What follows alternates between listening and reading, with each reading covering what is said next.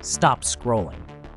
Did you know there was once a medieval spy network that used singing birds as secret messengers? Imagine this. Instead of passing coded notes, spies trained nightingales and pigeons to carry tiny messages tied to their legs or hidden in their feathers.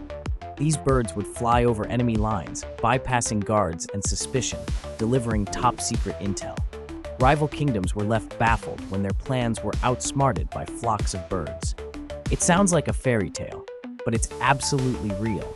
Medieval rulers trusted their feathery spies more than their own soldiers.